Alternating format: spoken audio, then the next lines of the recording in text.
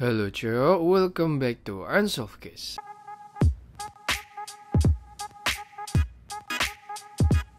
Nah, hari ini gue bakal bahas kasus yang bisa dibilang cukup sangat misterius karena pelakunya tuh masih belum bisa ditangkap, bahkan nggak bisa diidentifikasi. Jadi ada seorang wanita gitu ya yang lagi baca buku lah di perpustakaan kampusnya. Terus ya nggak lama kemudian wanita itu ditemuin udah geletak gitu. Tapi apa ya, kayak cara orang ngambil nyawa si cewek ini nih nggak biasa gitu, nggak kayak orang sembarangan ngambil nyawa doang tuh nggak. Yang ngelakuin ini benar-benar bersih ya, profesional, bahkan nggak ada darah sedikit pun di perpustakaan itu, nggak ada orang yang nyadar. Ya, penasaran gimana kronologinya dan siapa aja kemungkinan tersangkanya dan kenapa kok polisi sampai kesusahan buat nyari buktinya, makanya tonton terus sampai habis. Oke, kalau udah langsung aja ke ceritanya. Oke, jadi orang yang mau gue bahas itu bernama Betsy Aardsma. Dia berumur 22 tahun, tinggal di Michigan, Amerika. Dan dari kecil si Betsy ini bakatnya itu tuh di bidang seni sama bahasa. Terus dia ini anaknya tuh kalau kata orang tuanya dia tuh baik banget, kayak kalau menurut orang tuanya empatinya ini tinggi banget lah, suka nolong walaupun gak kenal sama orangnya. Nah tapi waktu masuk umur remaja, karena mungkin si Betsy ini suka banget bantu orang, yang tadinya dia tuh suka seni sama bahasa, dia jadi banting setir Cok. Dia jadi suka sama industri medikal ya, dia mau jadi dokter biar dia bisa nolong lebih banyak orang lagi. Ya udah tuh akhirnya dia kuliah kedokteran di Hope College University di Amerika. Nah di sini lagi-lagi mimpinya yang tadinya mau bantu orang itu berubah lagi aja. Jadi di kuliahan si Betsy ini ketemu sama cowok bernama David. Mereka tuh akhirnya deket, pacaran, dan lumayan langgeng tuh pacarannya tuh sampai lulus kuliah, ya kan. Dan sebenarnya waktu lulus kuliah si Betsy ini udah dapet tawaran kerja Cok dari perusahaan bernama Peace Corps. Jadi itu kayak lembaga-lembaga yang ngebantu negara-negara yang lagi kesusahan gitu lah, mungkin yang lagi perang atau segala macam. Udah dapet tawaran itu dan itu cocok banget kan sama Betsy kan, karena Betsy suka bantu orang. Tapi sama Betsy ditolak Cok. Betsy malah kuliah lagi, malah ngambil S2. Alasannya dia nggak mau LDRan sama David, sama pacarnya, karena kalau Betsy kuliah lagi tempat kuliahannya, kampusnya itu deket lah sama si David. Ya udah akhirnya Betsy mutusin kuliah lagi, ambil S2 di Pennsylvania University, ambilnya jurusan seni dan bahasa Cok. Berubah lagi Terus di tanggal 27 November tahun 1969 si Betsy, jadi dia tuh lagi pacaran kan sama David. Biasalah makan-makan segala macam. Habis kelar ngedate, David nganterin Betsy pulang ke asramanya, karena di kampusnya yang kedua ini Betsy itu tinggalnya di asrama. Dianterin pulang ke asramanya, baru habis itu David pulang ke rumahnya. Nah besoknya si Betsy ini berangkat ke kampus nih kayak biasa. Ya karena di hari itu tuh Betsy itu ada konsultasi lah sama dosennya buat ngerjain penelitiannya. Terus yaudah pagi itu Betsy pergi ke kampus bareng temennya bernama Sharon. Itu teman satu asramanya. Mereka jalan bareng ke kampus. Pas sudah sampai kampus mereka tuh pisah nih. Betsy ketemuan sama dosennya, sedangkan si Sharon yang ngurusin urusannya sendiri lah. Sekitar jam 4 sore si Betsy ini lagi ke perpustakaan buat ngerjain tugasnya. Dan di hari itu perpustakaannya ini lagi sepi banget karena itu tuh habis liburan Thanksgiving lah. Jadi mungkin orang-orang pada mahasiswa pada pakai jatah absennya mungkin atau gimana, intinya di hari itu sepi banget. Nah terus Betsy ini datengin ke area perpustakaan yang biasa disebut The Stack, itu biasa dikenal sama mahasiswa di kampus itu tuh The Stack. Jadi itu tuh kayak ada satu bagian, satu area di perpustakaan yang lorong tuh kayak, lu tau kan perpustakaan tuh kan lemari, terus ada lemari ini ada lorongnya gitu kan. Nah, lorongnya ini nih sempit banget di bagian The Stack ini. Jadi kalau lu papasan gitu sama orang lain, lu tuh harus kayak miringin badan gitu loh, harus miringin begini baru bisa lewat. Nah tapi nggak ada yang tahu kenapa Betsy ini datengin area The Stack ini, karena di area The Stack ini tuh udah jarang banget didatengin sama mahasiswa. Orang-orang yang biasa datengin ke The Stack tuh biasa orang-orang yang ya mau pacaran, orang-orang yang mungkin ada jual beli barang-barang ilegal gitu-gitulah, udah rahasia umum gitu karena saking sepinya. Udah gitu di area The Stack nih buku-bukunya ini udah yang lawas-lawas gitu, yang udah nggak kepake gitulah buku-buku yang masih baru, yang masih sering dipakai itu ditaruhnya di bagian depan. Jadi nggak ada yang tahu alasannya kenapa Betsy datang ke area The Stack itu. Ya udah Betsy ke area The Stack itu ya kan. Beberapa jam kemudian, jadi di perpustakaan itu tuh lagi ada petugas perpustakaan yang lagi nempel stiker di buku-buku yang baru mau dimasukin ke perpus. Tiba-tiba dia tuh dengar suara kayak kayak ada sesuatu yang jatuh gitu ya. Langsung disamperin kan sama petugas perpus ini kan, jalan ke arah suara itu. Arahnya itu berasal dari area The Stack itu. Disamperin ke sana, tiba-tiba muncul satu cowok gitu dari arah berlawanan ya, dari arah The Stack itu juga. Papasan sama petugas perpus, nanya kan petugas perpusnya kayak ada suara apa. Si cowok ini bilang nggak tahu Pak, tuh kayak ada cewek jatuh di sana. Udah, tapi langsung ditinggal gitu. Terus entah kenapa petugas perpustakaannya ini malah balik arah, cok. Bukannya ngecek gitu ya, malah balik arah. Mungkin dia mikir kayak udahlah gue nggak mau ada urusan gitu ya. Mungkin kayak kepleset doang atau gimana. Ya udah balik arah lah petugas perpustakaan ini. Lanjut nempel-nempel lagi, cok. Nempel-nempel lagi. Selang beberapa menit ada suara buku berjatuhan dari area The Stack itu lagi, kayak ya buku jatuh-jatuh semua gitulah. Ya udah dong, disamperin lagi nih sama petugas perpus. Kali ini waktu disamperin, petugas perpustakaan ini ngeliat Betsy udah terkapar di lantai, cok, dengan keadaan yang lagi kejang-kejang gitu. Jadi kayak kemungkinan Betsy ini mau bangun gitu, pakai tumpuan megang buku-buku tapi meleset bukunya, jadi malah jatuh semua. Buku berserakan, Betsy-nya kejang-kejang. Panik kan petugas perpusnya, langsung lari keluar perpus ya, teriak-teriak kayak tolong nih ada mahasiswi yang kejang-kejang segala macam. Datang langsung tuh dosen-dosen, mahasiswa-mahasiswi yang ada di situ ngerumunin Betsy, cok. Orang lagi kejang-kejang, udah tempatnya sempit dikerumunin ya kan. Sudah langsung panggil ambulan nih. Sekitar 15 menit kemudian ambulan datang. Akhirnya Betsy langsung dibawa ke Ritenour Health Center ya, rumah sakit paling dekat di kampus itu. Nah, waktu di dalam ambulan Betsy ini sempat dicek gitu kan, dilakuin pertolongan pertama kan. Tapi petugas ambulan kaget, cok, karena ditemuin ada bekas pisau di bagian dadanya Betsy. Tapi nggak ada darah yang berceceran gitu, kayak bekas tusukannya bersih banget, clean banget, kayak bekas luka pisaunya clean banget. Dan luka pisaunya itu ngenain bagian saluran yang bawa darah dari jantung ke paru-paru, dan itu nyebabin pendarahan internal yang bisa dibilang parah banget gitu. Mungkin itu kenapa Betsy tadi sampai kejang-kejang dan itu juga kenapa gak ada darah yang berceceran gitu, karena pendarahannya terjadinya di dalam. Makanya tadi gue bilang bekas luka pisaunya tuh clean banget gitu ya. Dan gara-gara ini paru-parunya Betsy tuh kayak kebanjiran darah gitu ya. Jadi ya yang bikin Betsy susah nafas. Dan sayangnya pas sampai rumah sakit Betsy meninggal,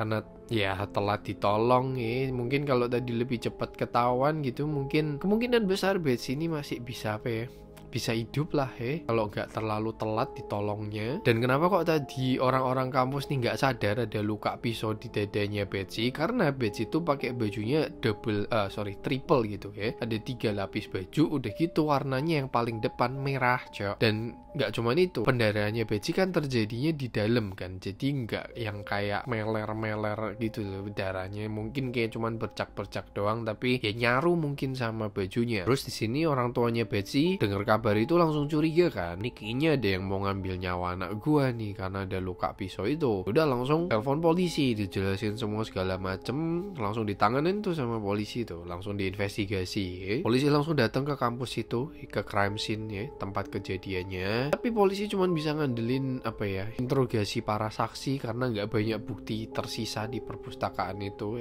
Jadi berdasarkan keterangan orang-orang yang sempat ada di crime scene itu, polisi bisa memperkirakan kalau kejadian penyerangannya itu dilakuin di antara jam 4:30 sore sampai jam 5:45 sore ya. Ada di perpustakaan lantai 2 di rak buku nomor 50 dan 51 itu di area The Stack itu tadi. Waktu polisi coba menginvestigasi perpustakaannya nggak berhasil ditemuin benda apapun gitu, kayak alat yang dipakai buat ngambil nyawanya itu juga nggak ditemuin fingerprint atau apapun itu. Dan kalau menurut polisi, kemungkinan besar pelakunya ini kenal sama Betsy, karena nggak ada tanda-tanda perlawanan dari Betsy. Jadi ya mungkin Betsy ini juga nggak expect bakal disikat nyawanya gitu sama ya siapapun itu, karena nggak ada perlawanan ya kan. Jadi kemungkinan dia kenal, atau bisa juga Betsy ini disikatnya dari belakang gitu, jadi dipeluk dari belakang terus kayak dikekep gitu mulutnya biar nggak bisa teriak, dan ya disikat pakai pisau. Makanya, dan karena lukanya itu mungkin terlalu dalam atau di bagian yang cukup fatal fatal, makanya Betsy ini jadi langsung nggak punya tenaga buat teriak gitu ya, langsung kayak ngeleprak jatuh. Dan kalau kata forensik pun karena serangan pelakunya ini telak banget ya, maksudnya kayak pelakunya tuh tahu persis di mana harus nyerang Betsy, bagian mananya gitu, dan siapapun kalau dapat serangan di bagian itu tuh udah nggak mungkin bisa ngelawan balik, udah langsung kayak jatuh aja lah gitu, langsung terkapar. Dan di sini dari informasi ini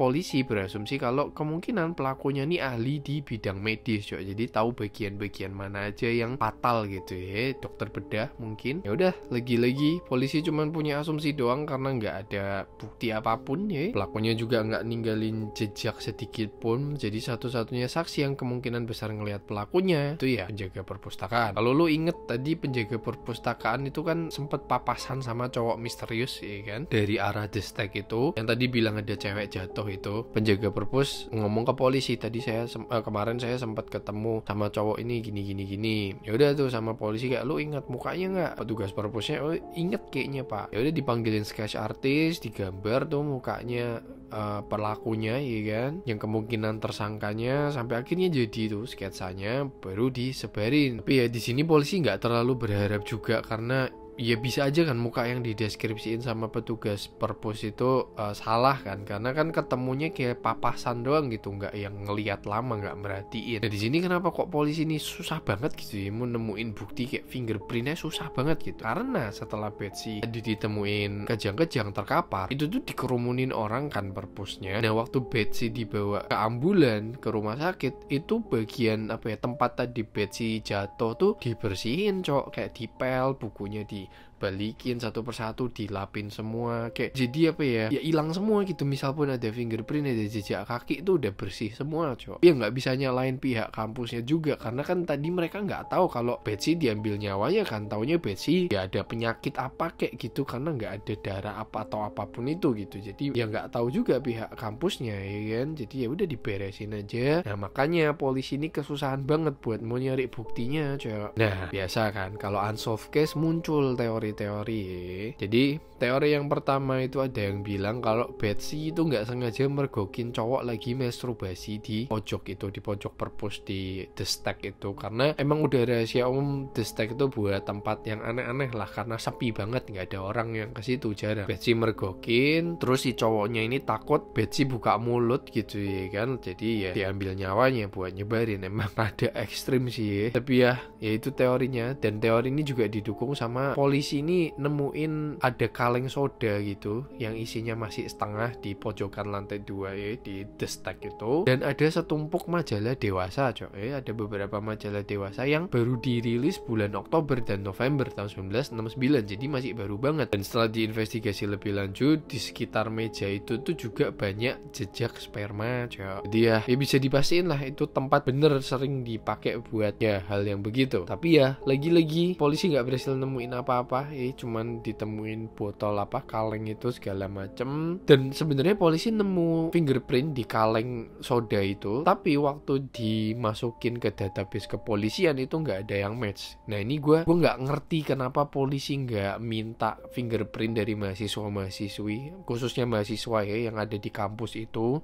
diminta fingerprintnya dan coba di matchin satu-satu sama yang ada di kaleng soda. Gue nggak tahu kenapa polisi nggak ngelakuin itu, atau mungkin ada peraturan khusus dari kampusnya yang nggak ngebolehin atau gimana, gue juga nggak ngerti ya. Intinya polisi nggak ngelakuin itu, polisi malah cuman nyocokin ke database yang ada di kepolisian tapi nggak ada yang match, ya udah aja gitu. Nah terus teori yang kedua itu tuh ada orang yang bilang kalau Betsy itu bisa ngelihat ada orang yang transaksi jual beli obat-obatan terlarang. Jadi Betsy nggak sengaja ngelihat itu, terus ya lu tau lah orang kalau yang pengedar kan ekstrim ya kan, jadi disikat Betsy. Tapi buat teori ini nggak ada bukti yang kuat gitu, nggak ada backingannya, jadi ya cuman teori-teori doang ya. Nah di sini ini teori dan tersangka yang kemungkinan diduga kuat pelakunya walaupun ya nggak ketangkep juga ya. Yang pertama tuh ada seorang pria berumur 26 tahun bernama Richard Havner. Jadi dia tuh tersangka nomor 1 yang paling dicurigai jadi pelakunya, karena banyak yang bilang wajahnya Richard itu tuh lumayan mirip sama yang ada di sketsa. Terus ada 2 jurnalis investigasi yang ngamatin kasus kasus ini selama bertahun-tahun kan, bahkan sampai nulis buku tentang kasus ini, Cok. Kedua bukunya ini ngebahas si Richard sebagai tersangka utama yang paling dicurigain sebagai pelakunya. Buku yang pertama itu ditulis sama David de Kock namanya, berjudul Murder in the Stacks, dan buku kedua itu ditulis sama Derek J. Sherwood, itu berjudul Justice Perverted. Jadi intinya menurut buku itu si Richard itu tuh bisa dibilang seorang